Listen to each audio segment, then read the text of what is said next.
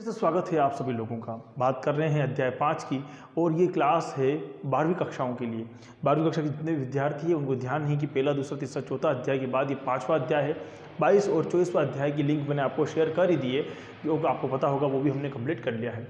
अब 5वें अध्याय के अंदर जीव द्रव्य कुंचन हमने पढ़ लिया था, जो व्याख्यान था उसमें हमने जीव द्रव्य कुंचन कल कंप्लीट किया।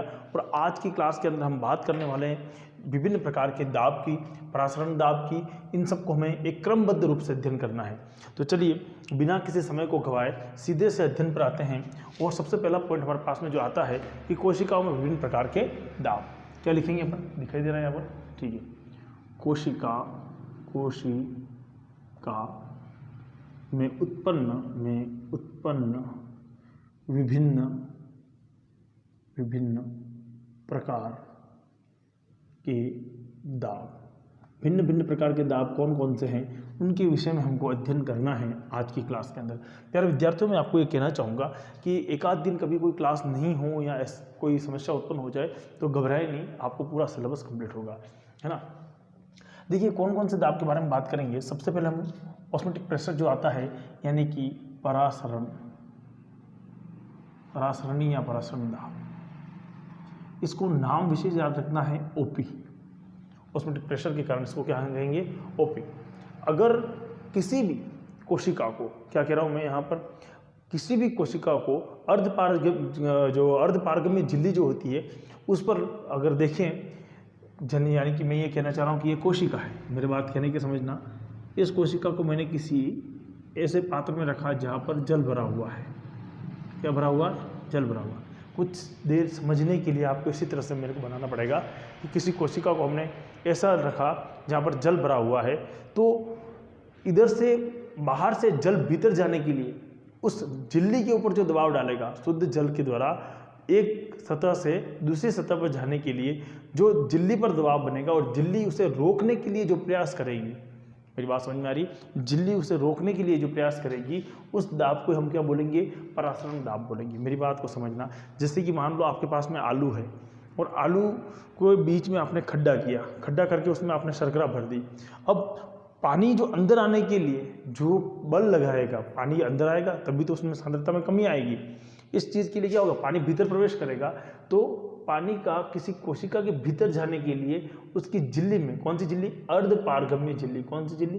अर्धपारगम्य झिल्ली पर जो बल लगाया जाता है उसका विरोध करने के लिए जो बल लगता है उसी को हम क्या बोलते हैं? बोलो, परासरण दाब कहते हैं। बात क्लियर है? समझ में आ गई आप लोगों को? तो अपने नोटबुक में लिख लीजिए, अपने नोटबुक में लिखिए कि वह दाब जो शुद्ध जल के अणुओं को, वह दाब जो शुद्ध जल के अणुओं को अर्धपारगम्य झिल्ली में प्रवेश करने से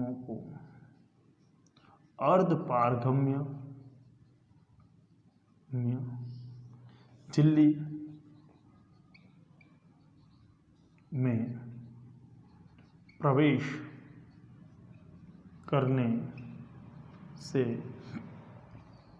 है। यानी कि वह दाब जो शुद्ध जल के अणुओं को अर्धपारगम्य झिल्ली में प्रवेश करने से रोकता है, उसे हम क्या बोलेंगे? ऑस्मोटिक प्रेशर बोलेंगे, यानी कि परासरण दाब के नाम से जानेंगे। तो क्लियर कट हो जाना चाहिए कि परासरण दाब हम किसे कह रहे हैं, ठीक है ना। इसी प्रकार से एक हमारे पास में आता है, एक होता है ट्रिगर प्रेशर, यानी कि हम उसे बोलते हैं स्फीत दाब। स्फीत दाब को ही हम टीपी के नाम से जानते हैं। ध्यान देना, ट्रिगर प्रेशर की वजह से अपन क्या बोलते हैं?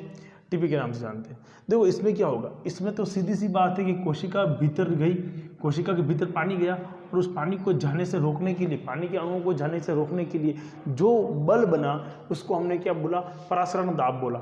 सीधी सी कहानी यह है कि आपके घर के किवाड़ पर किसी ने धक्का मारा और आपने उसको अंदर नहीं आने के लिए जो धक्का दिया, वो धक्का इसके समय अपन क्या बोलेंगे? ओपी, यानी कि परासरण दाब। बात समझ में आ गई? लेकिन ये स्फीत दाब कुछ अलग है, इसका कहने का अर्थ कुछ अलग है।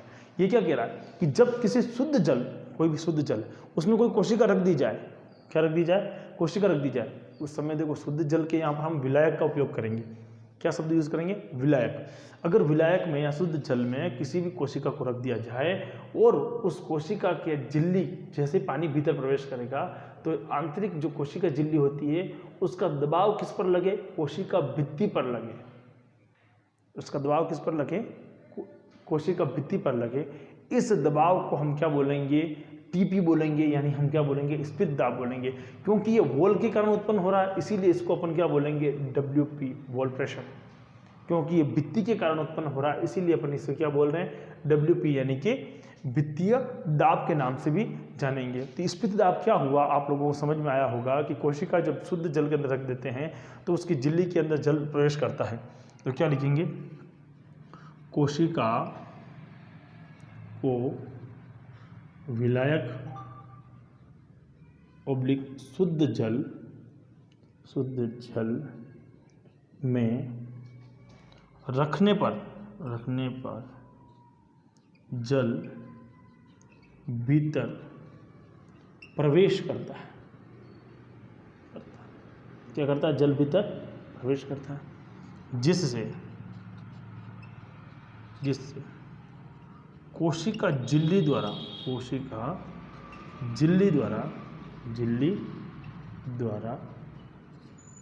कोशिका भित्ति पर लगने वाला बल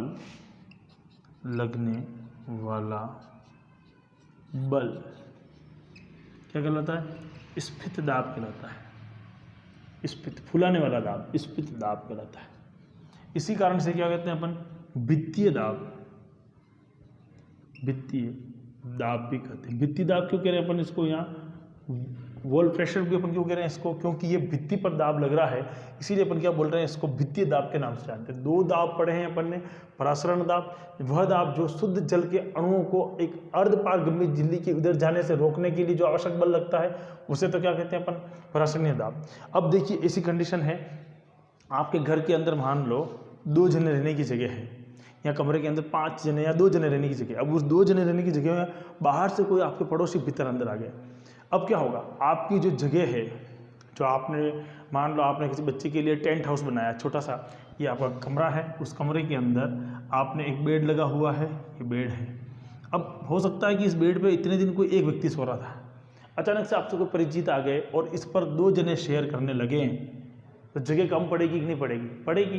तो उसके बाहर की तरफ बल लगेगा कि नहीं लगेगा? बाहर की तरफ बल लगेगा। तो सीधी सी बात यही तो हो रहा है कि कोशिका विलायक या शुद्ध जल, जो शुद्ध जल है उसके अणु अगर जब भीतर की तरफ प्रवेश करेंगे, जैसे उसमें रखोगे तो भीतर की तरफ उस किसमें प्रवेश करेंगे? कोशिका के अंदर प्रवेश करने के ऊपर क्या होगा? कोशिका झिल्ली द्वारा, आंतरिक जो झिल्ली है उसके द्वारा क्या किया जाएगा? कोशिका भित्ति पर एक आंशिक बल लगाया जाएगा। उसी बल को हम क्या बोलेंगे? स्फीत दाब के नाम से जानते हैं। उसी बल को हम क्या बोलेंगे?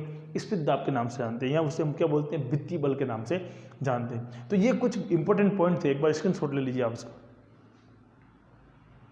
क्लियर है?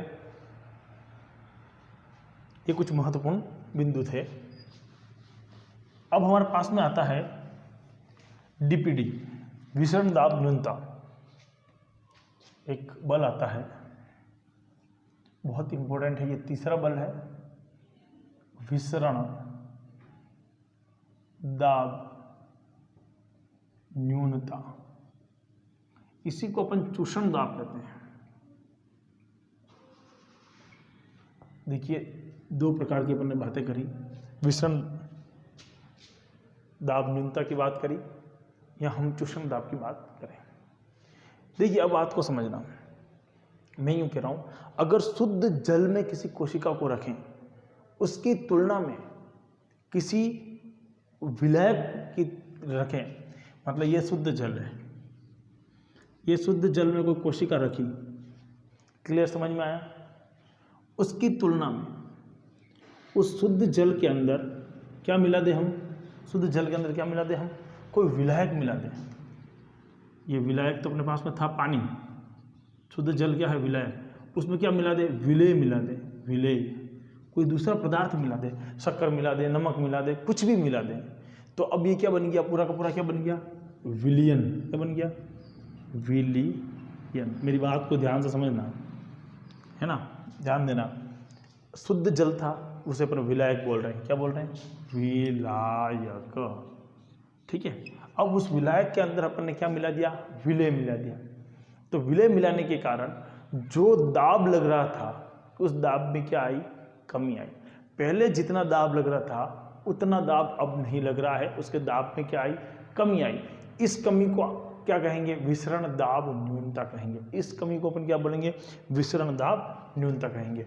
एक बार इसको वापस समझिए, विसरण दाब न्यूनता क्या है इसको समझने की कोशिश कीजिए कि अगर शुद्ध जल के अंदर क्या करें अपन? विसरण दाब उच्च हो, है ना। हाँ, मिटा दूँ इसको। चलिए इसको मैं थोड़ा लिख दूं। यदि शुद्ध जल में विसरण दाब उच्च हो, कितना हो? उच्च हो, तब क्या मिला दिया जाए उसमें? विलय मिलाने पर, विलय मिलाने उसके ऊपर कोई विलय मिलाते, मिलाने पर विसरण दाब में कमी आती है, कमी आती है। इसे विसरण दाब न्यूनता यानी कि डीपीडी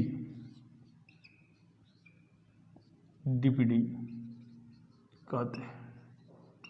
इसे क्या कहते हैं? विसरण दाब न्यूनता के नाम से जानते हैं। कंप्लीट है? विसरण दाब न्यूनता के नाम से जानते हैं। अच्छा, ये विसरण दाब जो न्यूनता होती है ये कितनी होती है ना? विसरण दाब न्यूनता कितनी होती है? यानी कि सादे पानी के अंदर जो बिल्कुल साधारण जल था या विलायक था उसमें जितना दाब लग रहा था उस कोशिका पर, उसकी तुलना में कि उसमें नमक डाल दें, शक्कर डाल दें, सबको विलायक डाल दें या विलय डाल दें, ऐसी कंडीशन में क्या होगा? दाब कम लगेगा। तो ये कमी कितनी आएगी? विसरण दाब न्यूनता किसके बराबर होगी? तो लिखेंगे अपन विसरण दाब न्यूनता, विसरण दाब न्यूनता हमेशा परासरण दाब के वृद्धि के बराबर होती है, वृद्धि के बराबर होती है। मेरी बात को समझना, अगर कोई अपने को कहे कि विसरण दाब न्यूनता कितनी होती है, यानी कि आपकी जो डीपीडी है वो कितनी होती है, विसरण दाब न्यूनता कितनी होती है, तो ये कितनी होगी? OP minus TP, OP minus TP. जितनी क्या हो जाए? आपके परासरण दाब के अंदर वृद्धि हो रही है। परासरण दाब में वृद्धि कैसे निकालेंगे अपन? टीपी, ट्रिगर प्रेशर जो अपने निकाला था, यानी स्फीत दाब जो अपने निकाला था, उस स्फीत दाब में से इसे माइनस कर लिया जाए तो इसका मान हमारे पास में आ जाएगा। तो ये बहुत इंपॉर्टेंट पॉइंट है, बहुत अच्छा पॉइंट है समझने की दृष्टि से।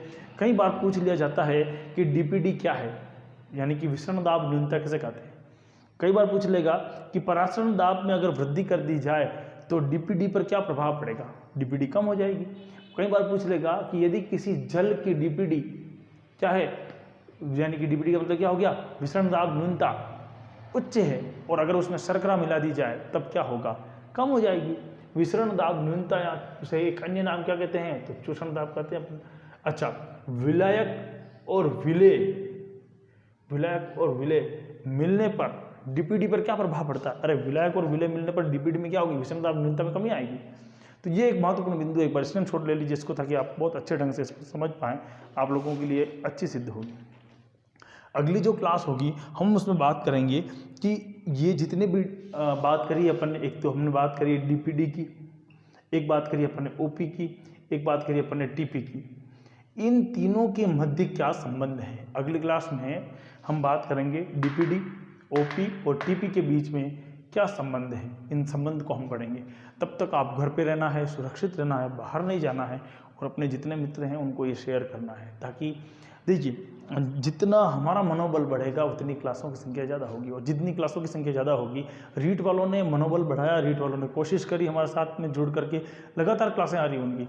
आप भी कोशिश कीजिए जितने जल्दी हो सके, एक दिन के अंदर आप जितने मैक्सिमम लोगों को बढ़ा सकें, जितने लोगों को भेज सके भेजिए, क्योंकि जिस कदर से हम कोशिश कर रहे हैं उतनी कोशिश आप भी कीजिए। केवल स्वार्थ के वशीभूत मत हो जाइए कि मेरा काम हो गया दूसरा जाए, ऐसा मत कीजिए। उसको भी शेयर कीजिए ताकि वो भी पढ़ सके। जय हिंद, जय भारत।